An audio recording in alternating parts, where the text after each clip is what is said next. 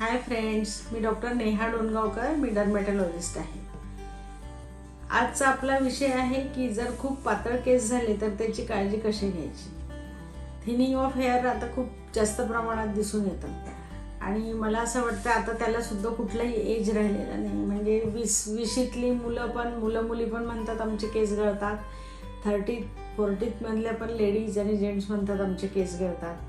तर हे केस गळण्याचं प्रमाण ना हल्ली वाढतच चाललं आहे। तर मग आपण काय केसांची काळजी घ्यायला पाहिजे, कशा पद्धतीने आपलं जे थिनिंग ऑफ हेअर आहे ते आपल्याला थांबवता येईल। तर पहिले आपण बघूया की थिनिंग ऑफ हेअर म्हणजे नेमकं काय। आता बऱ्याचदा जेव्हा हेअर फॉल होतो तेव्हा कंप्लेंट घेऊन आमच्याकडे येतात पेशंट, तर ते सांगतात की खूपच केस गळाले, आता केस राहतात की नाही डोक्यावर असं वाटायला लागलंय। म्हणजे माझे केसांचं पोनीटेल होतं ते आता अर्धच होतंय किंवा आता पावच केस राहिले आणि खूप केस गळून गेले। तर याला म्हणतात थिनिंग ऑफ हेअर, म्हणजे तुमच्या केसांचं गळण्याचं प्रमाण खूप जास्त वाढलंय आणि डोक्यावरचे केस खूप कमी झाले। तर त्याला वैद्यकीय भाषेमध्ये टॅलोजन एफ्लुव्हियम म्हणतात की काही कारणाने तुमच्या केसांचं गळणं खूप जास्त प्रमाणात होत आहे। मग आता त्यातली कारणं कुठली कुठली असू शकतात। बऱ्याचदा आपण केस गळतात हे सांगतो पण आपण या गोष्टीकडे लक्ष देत नाही की काहीतरी चेंजेस काही झाले आहे का जेव्हापासून केस गळतात ते। तर त्याची बरीच कारणं असतात।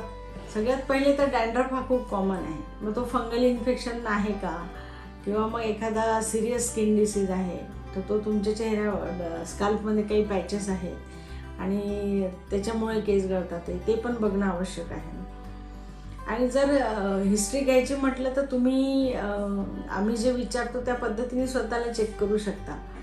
जर ॲनिमिया असेल, तुमचं हिमोग्लोबिन कमी प्रमाणात असेल, त्याचं पर्सेंटेज कमी झालं असेल तर ते कसं ओळखता येईल। तुम्हाला वरच्यावर थकवा येतोय, चालताना दम लागतो, असं जर काही तुम्हाला चेंजेस दिसत आहेत हेअरफॉलसोबत तर तुम्ही नक्कीच डॉक्टरांचा सल्ला घ्या किंवा काही ब्लड पॅथॉलॉजी करता येईल।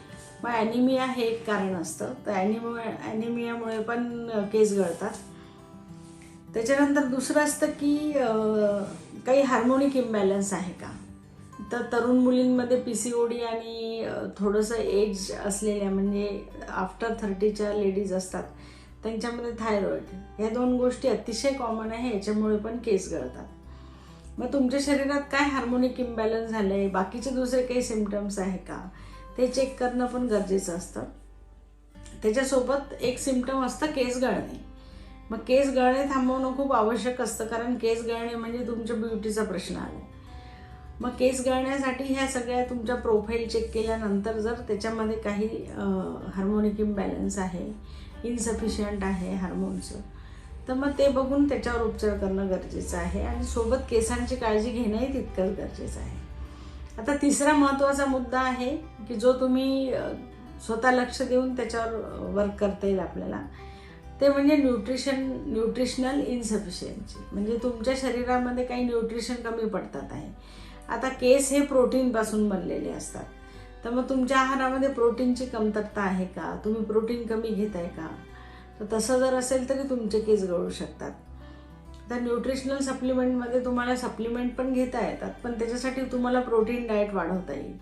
जर तुम्ही नॉन व्हेजिटेरियन असाल तर तुम्ही फिश जास्त प्रमाणात खाऊ शकता, बाकी तुम्हाला काय घ्यायचं असेल ते मटन चिकन हे सुद्धा खाऊ शकता। जर तुम्ही त्या पद्धतीने प्रोटीनचा इंटेक वाढवला तर तुमच्या शरीरालाही प्रोटीनचा पुरवठा चांगला होईल आणि केस पण गळणं थांबेल। आणि जर व्हेजिटेरियन असेल तर पनीर किंवा मग सोया फूड याच्यामध्ये पण चांगल्या प्रमाणामध्ये, ब्रोकोली, ग्रीन लिफी व्हेजिटेबल ह्याच्यामध्ये पण प्रोटीन चांगल्या प्रमाणात असतं, पल्सेस।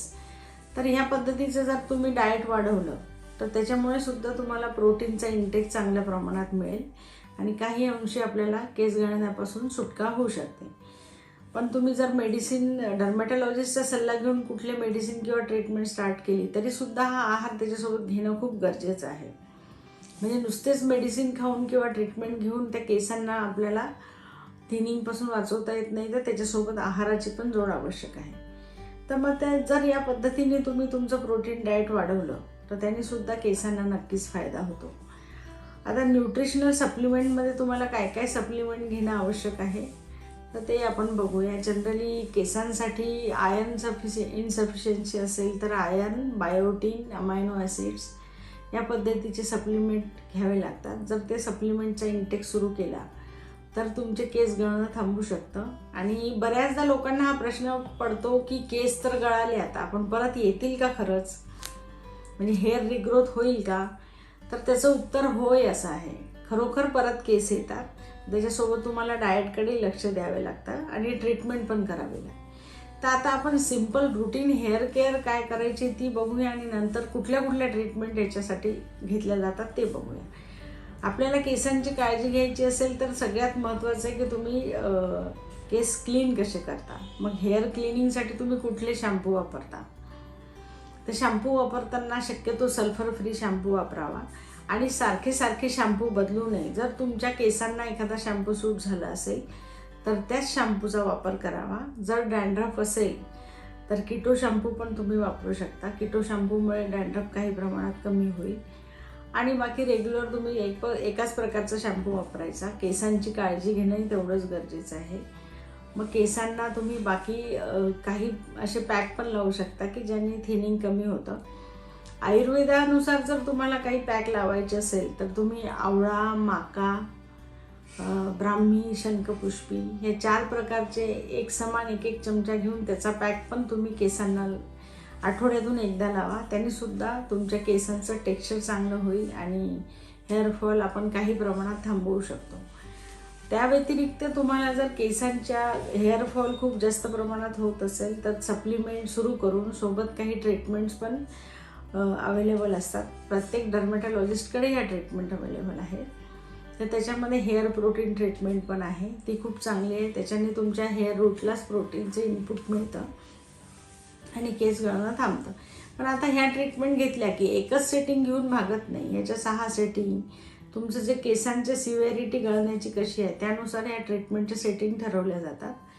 तर त्याच्यामध्ये एक बेसिक आहे की हेअर प्रोटीन ट्रीटमेंट आहे, हेअर रिग्रोथ ट्रीटमेंट आहे, हेअर नर्चरिंग ट्रीटमेंट आहे आणि त्या व्यतिरिक्त PRP ट्रीटमेंट ही खूप उपयुक्त आहे की तुमच्याच ब्लडमधला प्लाझ्मा काढून जो प्लेटलेट रिच प्लाझ्मा आहे तो तुमच्या हेअर रूटला जर त्याचं इनपुट दिलं किंवा तो इन्सर्ट केला तर त्याने सुद्धा केस गळणं थांबतं.